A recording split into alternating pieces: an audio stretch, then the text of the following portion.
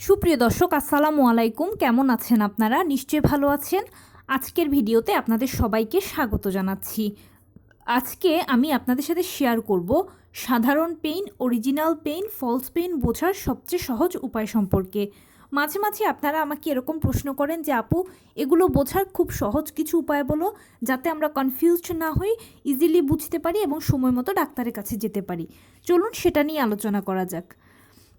By the way, মূল ভিডিওতে যাওয়ার আগে একটা কথা বলি। আমি আমার চ্যানেলে pregnancy related, specially normal delivery related অনেক ইম্পর্ট্যান্ট তথ্য ভিডিও আকারে শেয়ার করে থাকি। এই তথ্যগুলো আমার পার্সোনাল এক্সপেরিয়েন্স ও আমার ডক্টরের সাজেশন থেকে নেওয়া।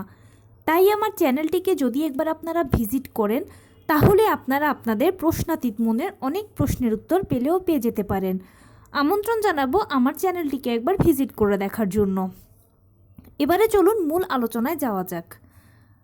আমি শুরুতেই বলেছি আজকে আলোচনা করব কিভাবে আপনারা খুব সহজে ঘরে বসেই বুঝতে পারবেন যে কোনটা অরিজিনাল পেইন, কোনটা ফলস পেইন, কোনটা সাধারণ পেইন।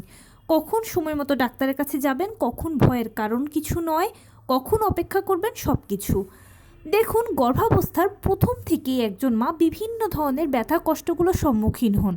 প্রথম 3 মাসের যখন ব্যথা কষ্টগুলো হয়, তখন আমরা বুঝতে পারি যে এটা সাধারণ ব্যাপার বা এটাতে ঘাবড়ানোর কিছু নেই। সেকেন্ড ট্রাইমেস্টারে যখন আমাদের ব্যথা কষ্টগুলো হয়, তখন আমরা স্বাভাবিক থাকতে পারি যে সমস্যা নেই, এরকমটা হচ্ছে, সামনে তো আরও মাস আছে, হয়তো বাচ্চা বড় হচ্ছে, সেই জন্য এরকম হচ্ছে। কিন্তু এভাবে করতে করতে যখন আমরা 9ম মাসে পৌঁছাই, তখন হঠাৎ করেই যেন ব্যথা কষ্টগুলো বেড়ে যায়।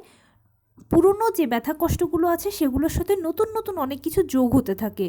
তখন নতুন মায়েরা বেশি ঘাবড়ে যায়, চিন্তা করে যে কেন হচ্ছে এরকমটা, আমারই কি শুধু হচ্ছে নাকি, এটা কি চিন্তার কারণ, কখন স্বাভাবিক কখন অস্বাভাবিক ইত্যাদি সব কিছু। প্রথমেই বলি, ঘাবড়ানোর কিছু নেই। যে কোনো পরিস্থিতিতে নিজেকে সবসময় শান্ত রাখবেন, স্থির রাখবেন, টেনশন করবেন না। কারণ কি, প্রেগন্যান্সির এই সময়টা খুব ইম্পর্ট্যান্ট একটা সময় একজন গর্ভবতী মায়ের জন্য, প্লাস একটা বাচ্চার জন্য। কারণ এই সময়টাতে আপনি যদি টেনশন করেন, তাহলে আপনার প্রেশারটা ওঠানামা করবে। আর প্রেশার ওঠানামার ফলে অনেক বাচ্চা দেখা যায় মায়ের গর্ভেই মারা যায়। আপনি কি চাইবেন তীরে এসে তরি ডুবুক? অবশ্যই নয়। তাই টেনশন করবেন না, ধৈর্য রাখবেন। সাধারণত 9ম মাসে যে সমস্যাগুলো হয় সেটা হচ্ছে কোমরে ব্যথা, তলপেটে ব্যথা, প্রস্রাবের ঘন ঘন চাপ, মাঝে মাঝে পেট শক্ত হচ্ছে, ছেড়ে দিচ্ছে।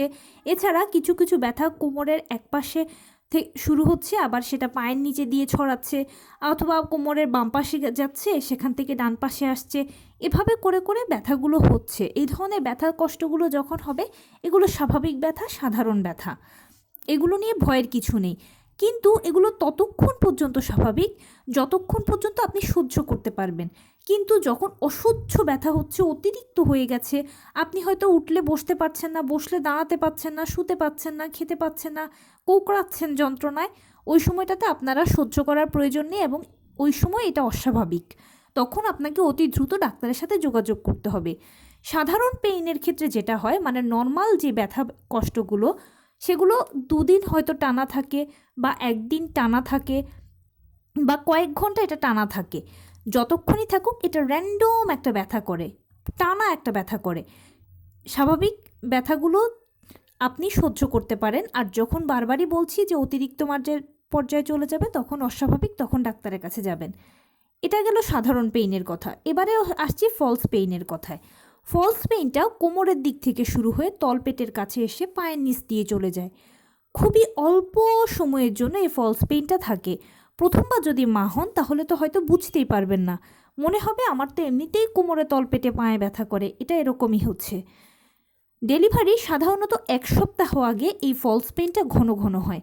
এই ফলস পেইন দেখলে ঘাবড়ে যাওয়ার কিচ্ছু কারণ নেই, এবং ফলস পেইন যদি আইডেন্টিফাই করতেও পারেন, এখনই হসপিটালে চলে যাই সেটারও দরকার নেই।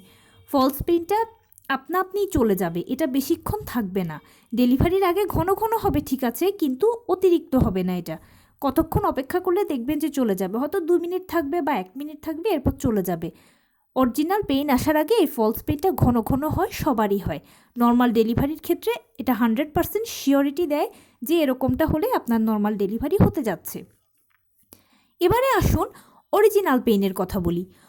অরিজিনাল পেইনটা প্রতি 10 মিনিট পর পর হবে, বা 15 মিনিট পর পর হবে, বা আধা ঘন্টা পর পর হবে। ফলস পেইনের মতোই এটা হবে। এটাও কোমরের দিক থেকে শুরু হয়ে তলপেটের কাছে এসে পায়ের নিচ দিয়ে চলে যাবে। কিন্তু বোঝার সহজ উপায় হচ্ছে ওই যে বললাম, এটা কারো 10 মিনিট পর পরে হয়, কারো 15 মিনিট পর পরে হয়, আবার কারো আধা ঘন্টা পর পর হয়। এরকম যখন হতে থাকবে তখন বুঝবেন যে এটা অরিজিনাল পেইন। তার পাশাপাশি আরও একটা ব্যাপার হচ্ছে, এটা একটু কিচকিচে টাইপের ব্যথা। আর এই ব্যথাটা সবসময় আপনার মনে হয় যেন যৌনাঙ্গের দিকে লাগছে বেশি, নিচের দিকে যেন একটা চাপ দিচ্ছে ব্যথাটা। এভাবে সহজে বুঝতে পারবেন আপনি অরিজিনাল পেইনটাকে, যেটা অন্য কোনো পেইন আগে কখনো হয়নি আপনার, আপনি আগে কখনোই এ ধরনের পেইন ফিল করেননি, পুরো গর্ভাবস্থাতেও করেননি। এটা একেবারেই আনকমন একটা পেইন, এটা সহজে আইডেন্টিফাই করতে পারবেন। প্রথমবার মা হলেও বুঝতে পারবেন, টেনশনের কিছু নেই। আর যখন দেখবেন যে আপনার এরকম পেইন হচ্ছে, তখন আপনি যেটা করবেন, প্রথমে পেইনটা হালকা থাকবে, তারপরে পেইনটা মাঝারি হবে, এরপরে ভারী হবে। যখন হালকা পেইনটা উঠবে তখন আপনি টুকটাক ঘরে হাঁটাচলা করবেন, এবং তার পাশাপাশি আপনি যে খাবারটাই খান না কেন সেটা একটু কুসুম গরম খাওয়ার চেষ্টা করবেন। কুসুম গরম খাবারগুলো পেইনকে দ্রুত বাড়াতে সহায়তা করে, মানে হালকা পর্যায়ে থেকে এটাকে দ্রুত মাঝারি পর্যায়ে নিয়ে যাবে, মাঝারি পর্যায়ে থেকে দ্রুত এটাকে আবার বেশি পর্যায়ে নিয়ে যাবে, যেটা ডেলিভারির জন্য প্রয়োজন। আরেকটা ব্যাপার হচ্ছে কি, পেইনটা তো এমনিতেই অনেকটা নিচের দিকে চাপ দেবে, আপনিও তার পাশাপাশি পেইনটাকে নিচের দিকে রিলিজ করবেন। মানে আমরা যেরকম নিঃশ্বাস টেনে তুলি আর নিচের দিকে ছাড়ি, সেরকম আপনিও পেইনটাকে নিচের দিকে রিলিজ করতে থাকবেন। এতে কি হবে, দ্রুত জরায়ুর মুখ খুলবে। আপনারা সবাই নিশ্চয়ই জানেন যে ডেলিভারির জন্য জরায়ুর মুখে 4 সেন্টিমিটার খুলতে হবে। তো যখন আপনি এরকম পেইনটা নিচের দিকে দিতে থাকবেন, তখন নিচের দিকে পেইনের প্রেসারে জরায়ু মুখ দ্রুত খুলবে আর আপনার ডেলিভারি কাজটা সহজ হবে। তো এ ছিল আজকের ভিডিও। কেমন লাগলো বলুন? যদি ভালো লেগে থাকে ও হেল্পফুল হয়ে থাকে তাহলে প্লিজ লাইক, কমেন্ট, শেয়ার করতে একদম ভুলবেন না। আর সেই সাথে আমার চ্যানেলটিকে সাবস্ক্রাইব করার বিনীত অনুরোধ রইল।